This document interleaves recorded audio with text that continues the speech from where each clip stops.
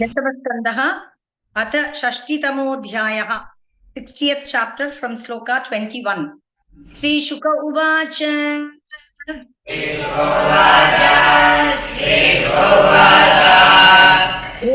वदुक्त्वा भगवान् आत्मानं वल्लभामिव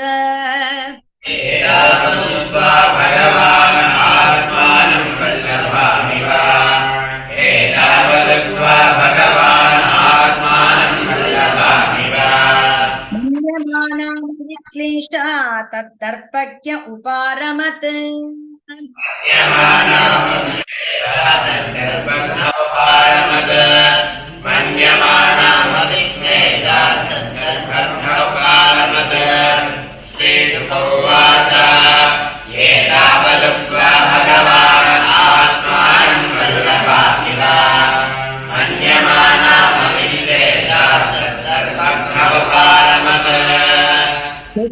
लोकेशपतेस्तदात्मनः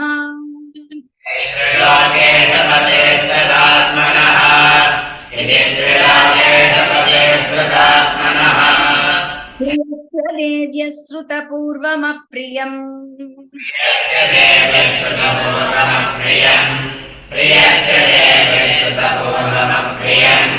मातृत्य भीता हृदि जातवेपतुः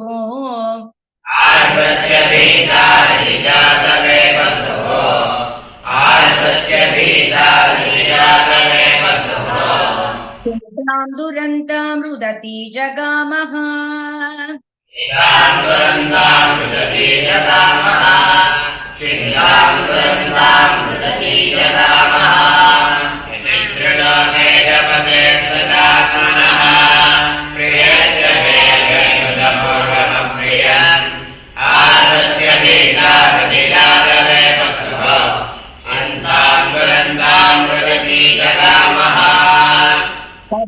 जातेन न कारुणश्रिया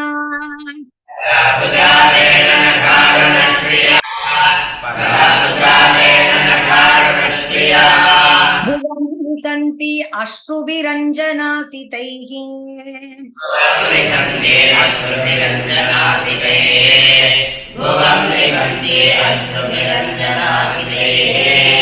आसिञ्चति कुङ्कुमरूषितौ स्तनौ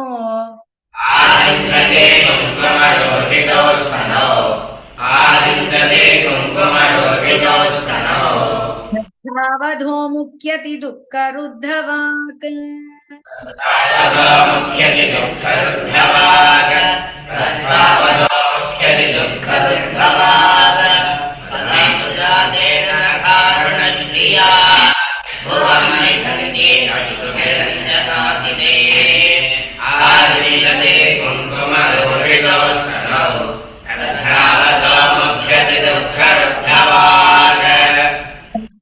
दुःख भय शोक विनष्ट बुद्धेः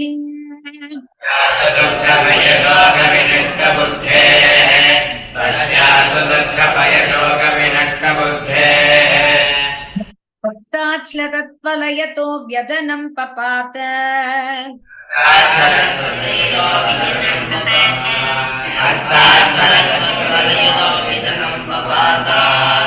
देहश्च विक्लवदीयः सहसैव मुह्यन्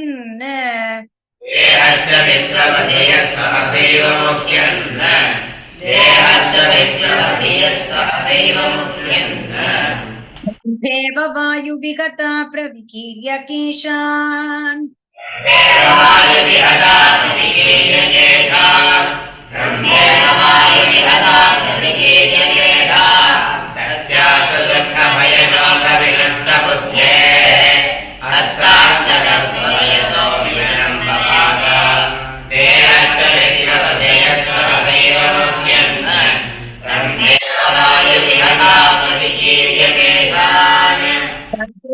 भगवान् कृष्णः प्रियाय प्रेम बन्धनम्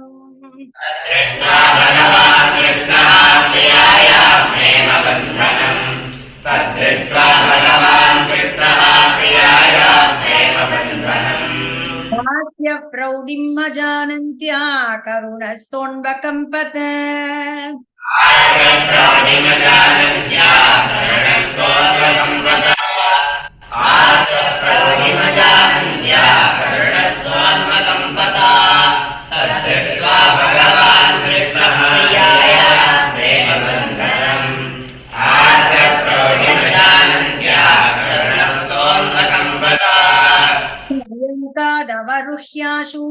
उत्थाय चतुर्भुजः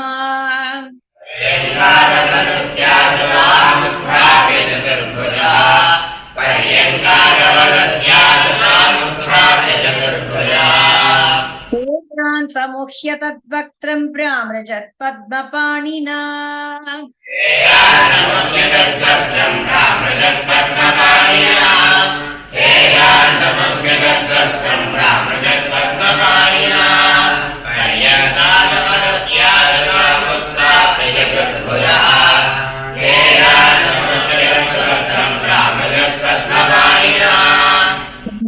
श्रुकले नेत्रे स्तनोचोपहतौ शुचा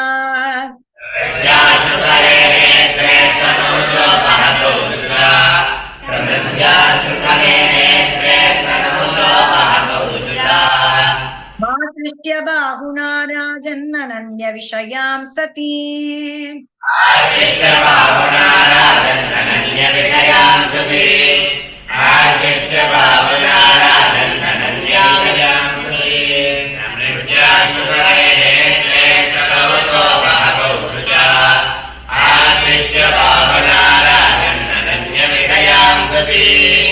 सान्त्वयामास सान्त्वज्ञः कृपया कृपणां प्रभुः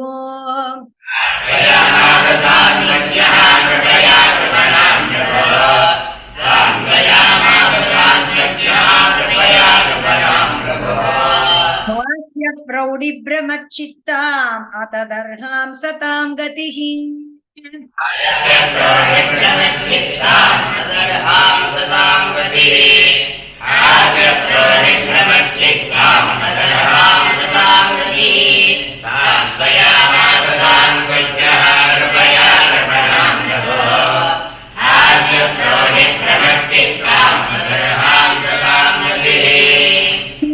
भगवानुवाच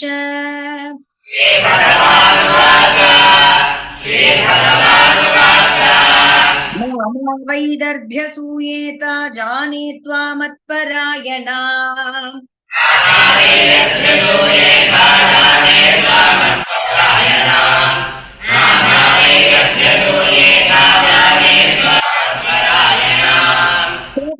श्रोतु कामेन श्वेल्या चरितमङ्गणे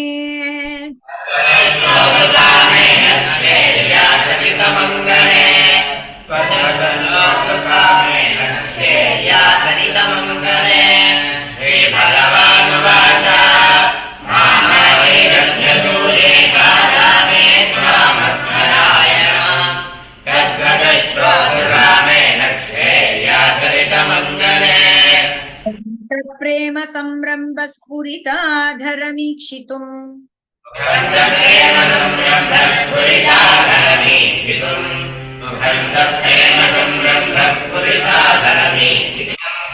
कृताक्षे पारुणापाङ्गं सुन्दर भ्रूकुटीतटम्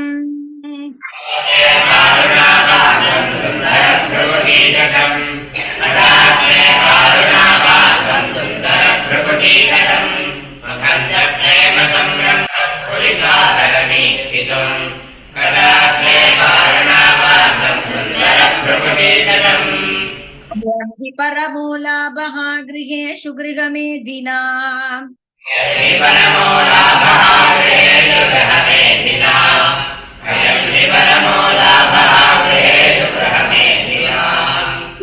नैनीयते यामः प्रिययाभिरुभामिनी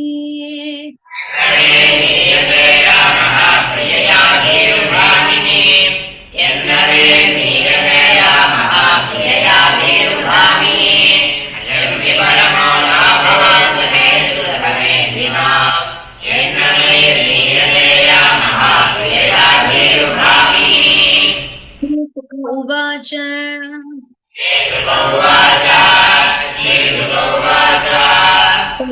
भगवता राजन् वैदर्भी परिसान्विता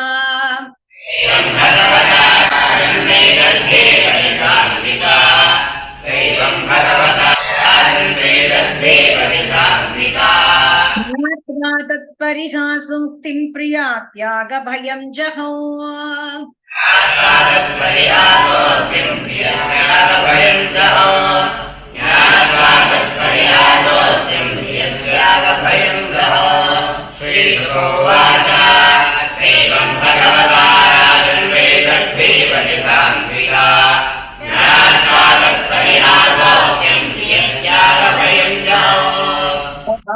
ऋषभं पुंसां वीक्षन्ति भगवन्मुखम्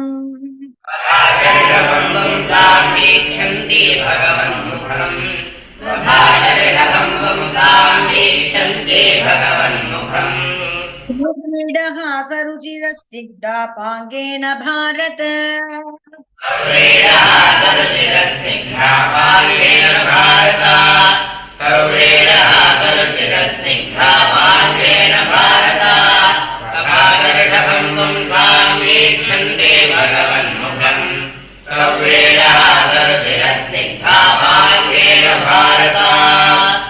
ृण्युवाच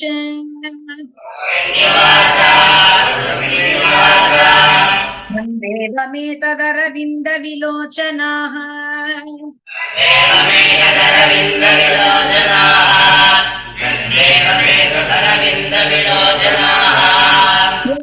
भवान् भगवतो सदृशी विभूम्नः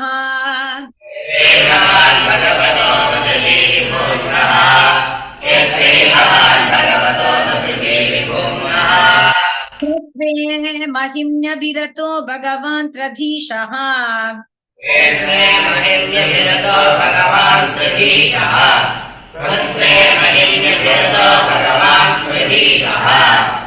अहं गुणः प्रतिराज्ञा गृहीतपादा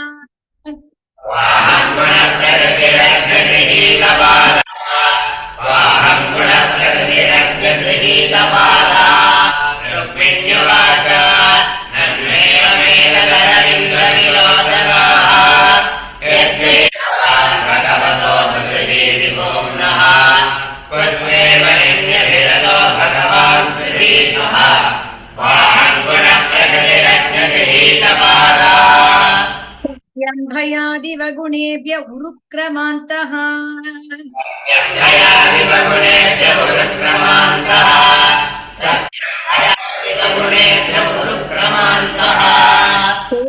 समुद्र उपलम्भन मात्र आत्मा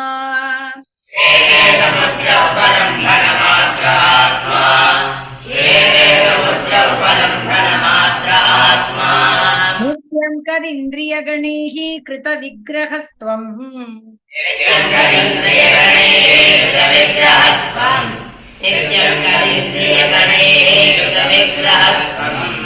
त्वत्सेवकैर्नृपपदं विदुतं तमोन्धम्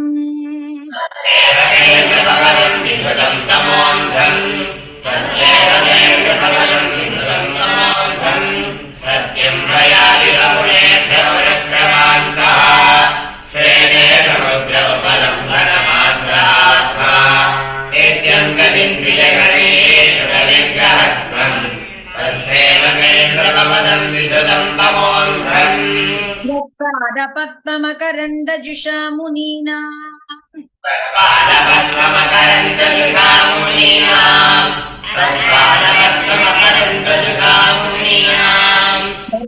स्फुटं नृपशुभिर्ननु दुर्विभाव्यम्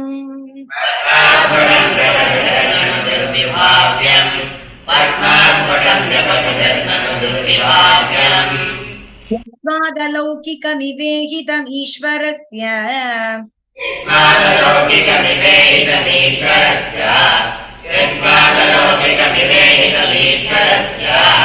भूमन्तवेहितमतो अनुये भवन्तम्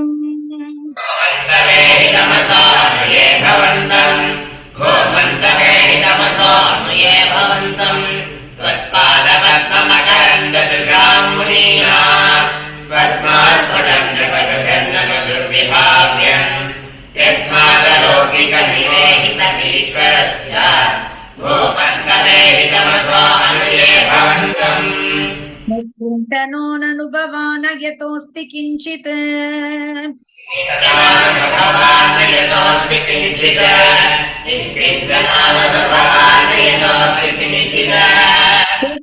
बलिं बलिभुजोऽपि हरन्त्यजाद्याः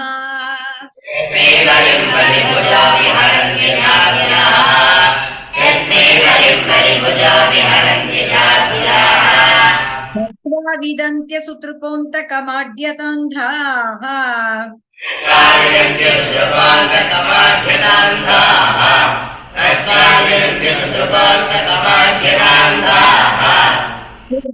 भवान् बलिभुजामपि तेऽपि तुभ्यम् भवान् बलिभुजामपि तेऽपि तुभ्यम् श्रेष्ठो भवान् बलिभुजामपि तेऽपि तुभ्यम् निष्कञ्चनो ननु भवान् निर्दोषि किञ्चित् यस्मै बलिम् बलिभुजामि हरन्त्यजाद्याः नद्याभिदन्ति सुरुपोऽन्तकमाभ्यतान्धाः श्रेष्ठो भवान् बलिभुजामपि तेऽपि तुभ्यम् वै समस्तपुरुषार्थमयः फलात्मा समस्तपुरुषार्थमयः फलात्मा समस्तपुरुषार्थमयः फलात्मा वाञ्छया सुमतयो विसृजन्ति कृत्स्नम् यद्वाञ्छया सुमतयो विसृजन्ति कृत्स्नम् यद्वाञ्छया सुमतयो विसृजन्ति कृत्स्नम् विभो समुचितो भवतः समाजः एकामिवो समुचितो भवतः समाजः एकामिवो समुचितो भवतः समाजः प्रियाश्चरतयो सुखदुःखनोर्न प्रियाचरतयो सुखदुःखनोर्न पुंसस्त्रियाचरतयो सुखदुःखनोर्न त्वं समस्तपुरुषार्थमयः फलात्मा यद्वाञ्छया सुमतया विसृजन्ति कृत्स्नम् एकामिवो समुचितो भवतः समाजः पुंसस्त्रियाचरतयो सुखदुःखिनोर्न तदण्डमुनिभिर्गतितानुभाव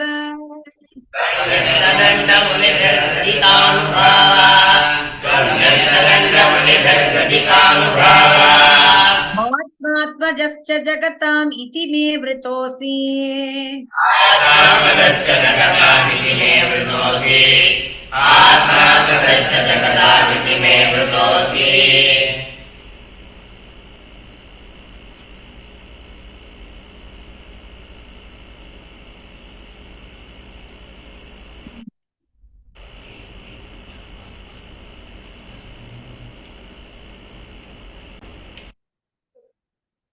त्वं न्यस्तदण्डमुनिभिर्गतितानुभाव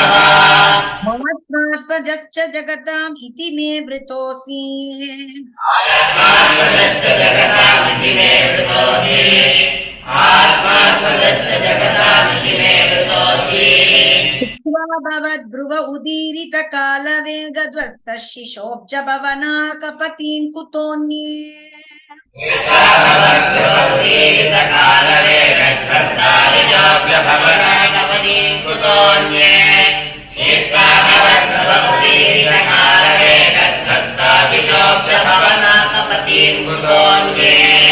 तन्यस्तदण्डमुनिभिर्गतितानुभावा आत्मात्मजस्य जगतामिति मे वृतोऽसि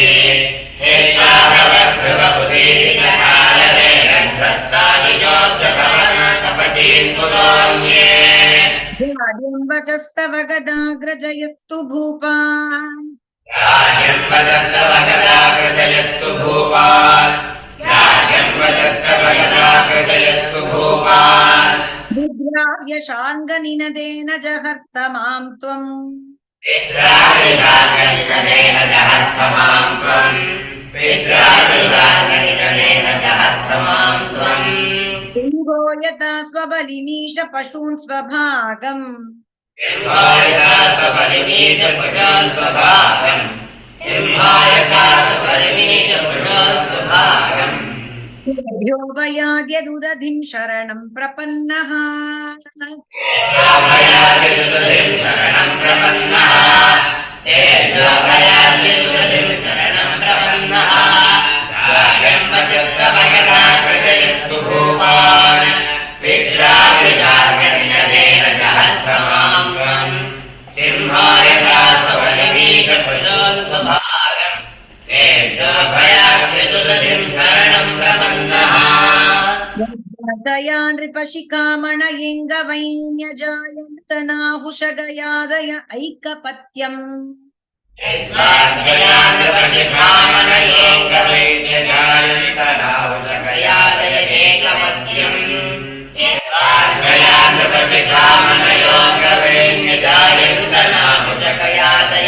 ऐकपत्यम् राज्यं विसृज्य विविशुर्वनमम्बुजाक्ष राज्यं विसृज्य विविशुर्वनमम्बुजाक्ष राज्यं विसृज्य विविशुर्वनमम्बुजाक्ष पदवीं न इहा स्थिता किम् श्रीरङ्गितेन पदवीं न इहा स्थिता किम् श्रीरङ्गितेन पदवीं न इहा स्थिता किम् यज्ञाक्षयाङ्गप्रतिकामनयोगवैन्यजायन्द्रभावकयादयैकपत्यम् राज्यं विसृज्य विविशुर्वनमम्बुजाक्ष श्रीरङ्गितेन पदवीं न इहा स्थिता किम् यन्त्रयेत तव पाद सरोजगन्धमाघ्राय सन्मुखरितं जनतापवर्गम् तव पादसरोजगन्धमाघ्राय सन्मुखरितं जनतापवर्गम् राज्यं श्रयेत तव पादसरोजगन्धमाघ्राय सन्मुखरितं जनतापवर्गम् ज्ञालयं त्वविगणय्य गुणालयस्य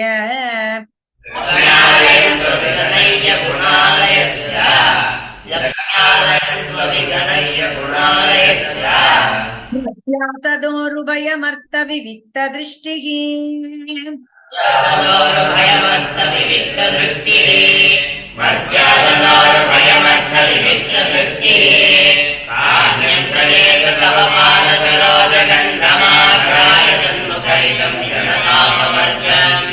लक्ष्म्यालयन्त्वविगणय्य गुणालयस्य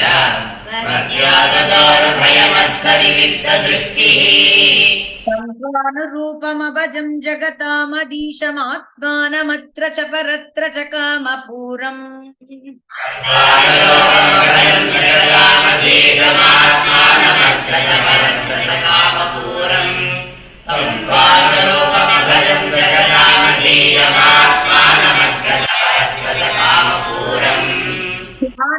स्यान्मे तवाङ्घ्रिरणं श्रुतिभिर्भ्रमन्त्या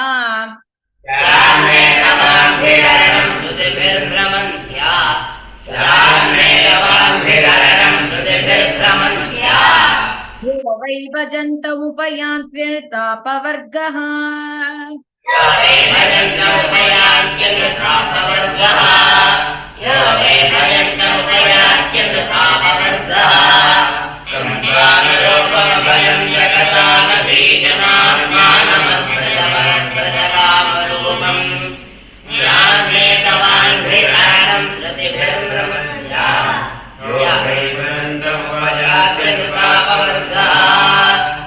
सत्याच्युरच्युत नृपा भवतोपदिष्टाः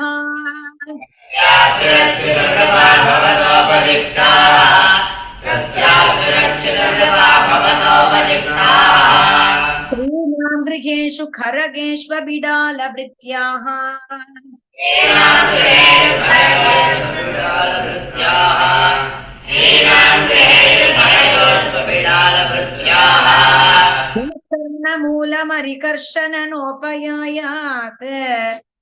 कर्णमूलमरिकर्षणनोपयायात् कथा मृडविरिञ्च सभासु गीता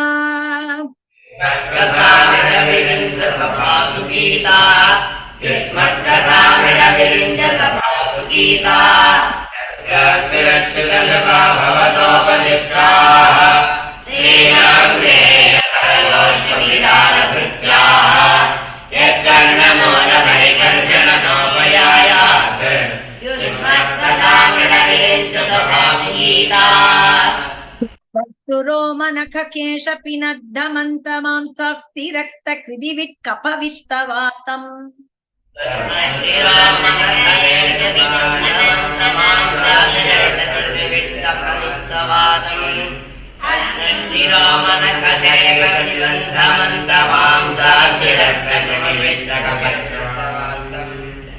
जीवत्यवं भजति कान्तमतिर्विमूढा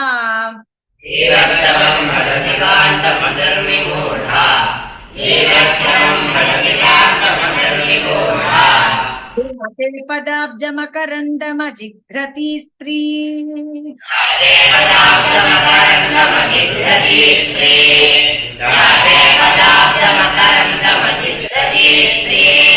वक्ष्मश्रुरोमनकहेतकनिद्धमन्तमांसास्तिरक्रमिविद्धमन्तवादम् जीवत्सवम् फलति कान्तमतिर्विमूढा राधे पदाब्जमकरन्दमजिघ्रती स्त्री भुजाक्षममते चरणानुराग भुजाक्षममते चरणानुराग भुजाक्षममते चरणानुराग तस्य मगिचानतिरिक्तदृष्टेः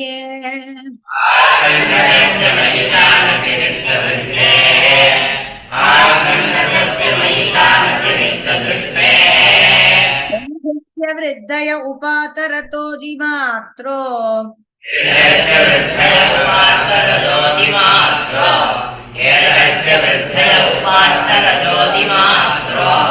मामीक्षसे तदुहनः परमानुकम्पा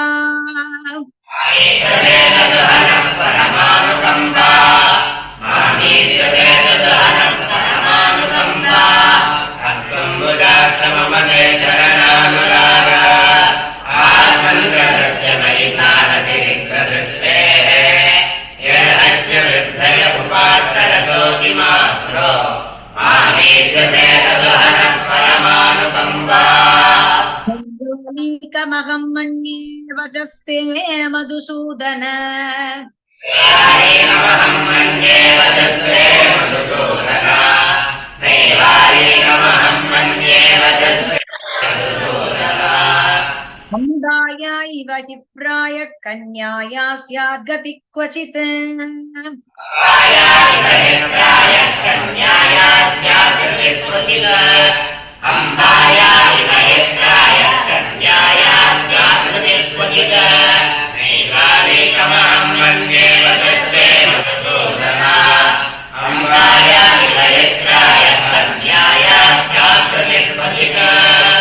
योगायाश्चापि पुंशल्यामनोभेत्य नवं नवम्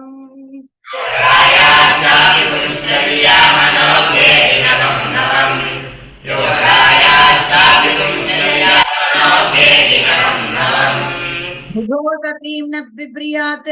तां बिभ्रत् उभयच्युतः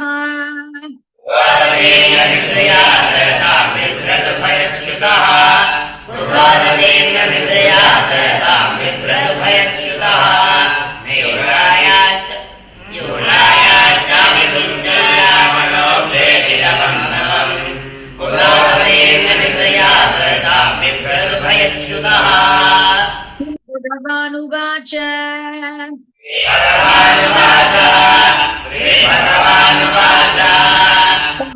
तक्षोतु कामैस्त्वं राजपुत्री प्रलम्भिता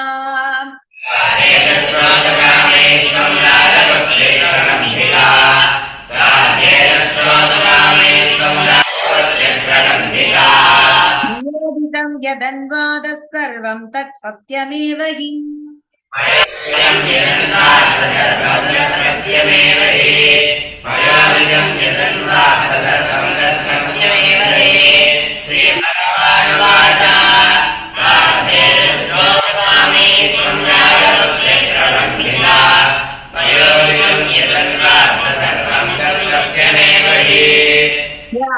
कामयसे कामामय्य कामाय भामिनी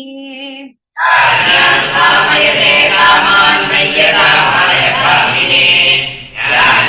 कामयसे कामान्मय्य कामाय भामिनी एकान्त भक्तायास्तव कल्याणि नित्यदा एकान्त भक्तायास्तव कल्याणि नित्यदा एकान्त भक्तायास्तव कल्याणि नित्यदा कामयसे कामान्मय्य कामाय भामिनी एकान्त भक्तायास्तव कल्याणि नित्यदा पति प्रेम पातिव्रत्यं च ते नघे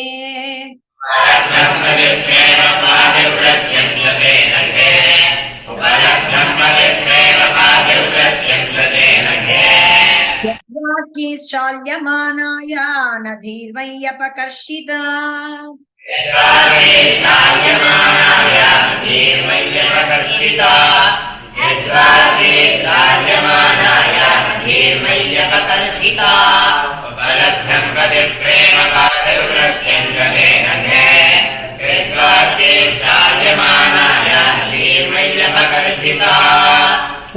भजन्ति दाम्पत्ये तपसा व्रतचर्यया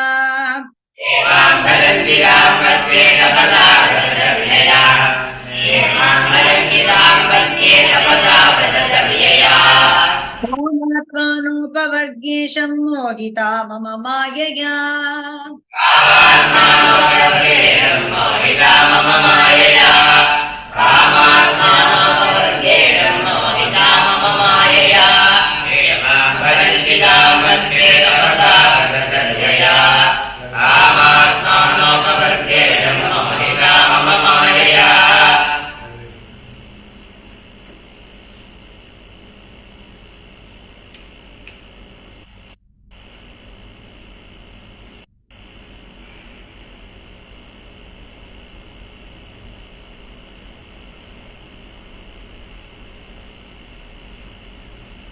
श्लोकम्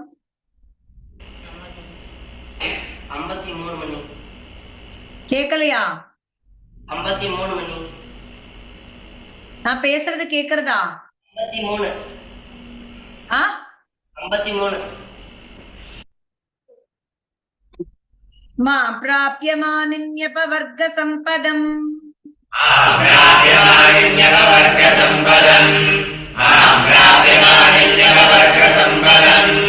वाञ्छन्ति ये सम्पदयेव तत्पतिम्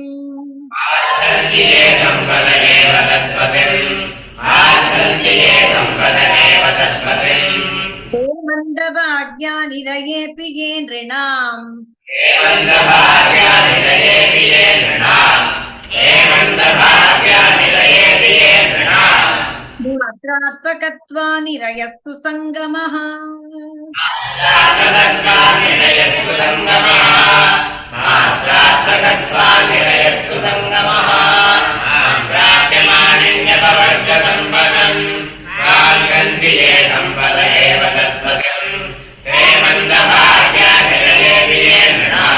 मात्रात्मकत्वानिरयस्तु सङ्गमः गृहेश्वर्य सकृन्मयि त्वया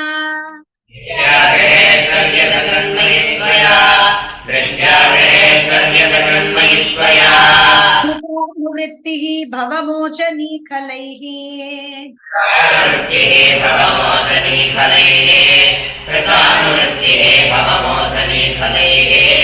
सुदुष्करासु सुतरां सुरादिशो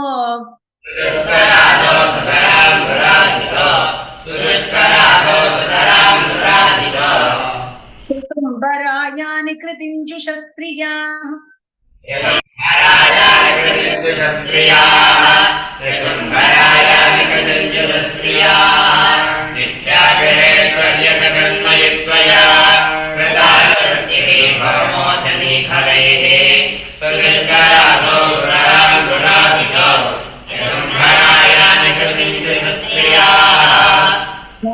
तादृशीं प्रणयिनीं गृहिणीं गृहेषु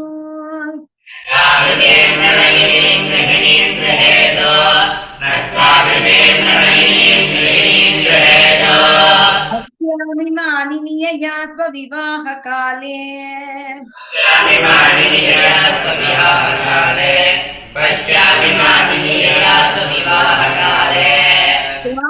नृपानवगणय्य रहो हरो मे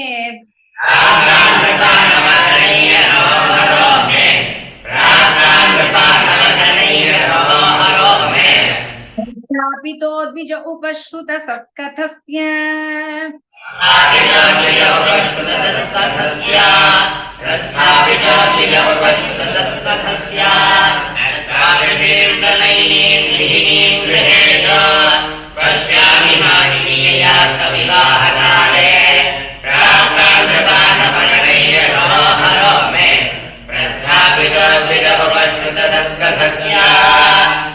विरूपकरणं युधि निर्जितस्य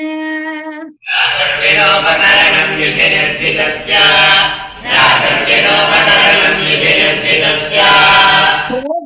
पर्वणि च तद्वदमक्षगोष्ठ्याम्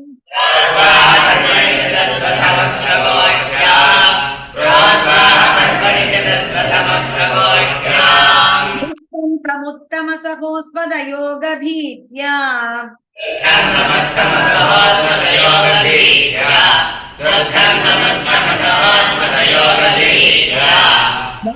ब्रवीमि किमपि तेन वयं जितास्ते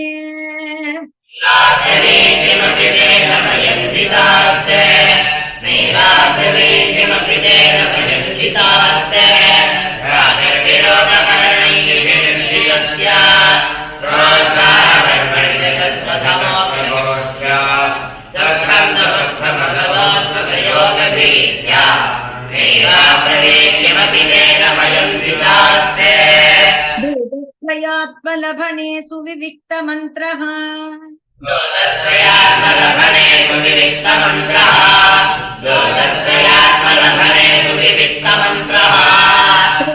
पितो मयि चिरायति शून्यमेतत्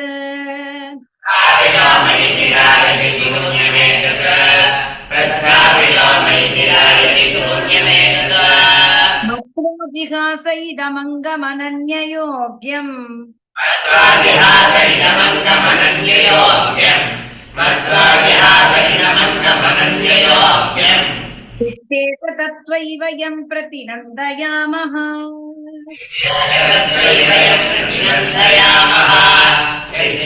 तत्त्वैवयं प्रतिनन्दयामः प्रस्थापितो मयि चिरायति शून्यमेतत् मत्वादिहासैदमङ्गमनन्ययोग्यम् यद्वेदतत्त्वैवयं प्रतिनन्दयामः। सुत उवाच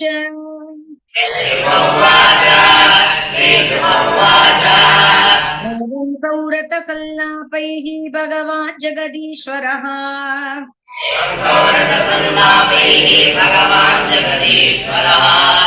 एवं सौरतसल्लापैः भगवान् जगदीश्वरः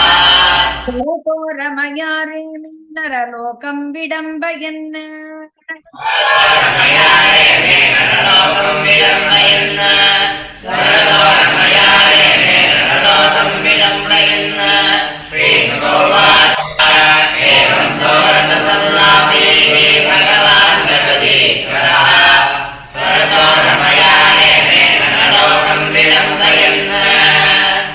न्यासामपि विभुः गृहेषु गृहवानिव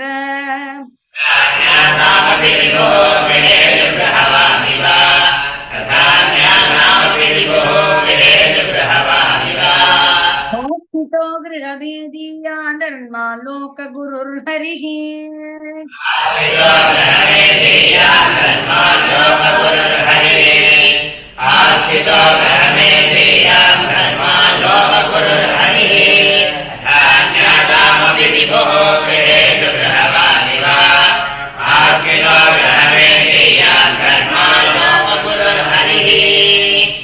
श्रीमद्भागवते महापुराणे पारमहंस्यां संहितायां दशमस्कन्धे श्रीमद्भागवते महापुराणे पारमहंस्यां संहितायां दशमस्कन्धे इति श्रीमद्भागवते महापुराणे पारमहंस्यां संहितायां दशमस्कन्धे उत्तरार्धे कृष्णरुक्मिणी संवादो नाम षष्ठितमोऽध्यायः उत्तरार्धे कृष्णरुक्मिणी संवादो नाम षष्ठितमोऽध्यायः उत्तरार्धे कृष्णरुक्मिणी संवादो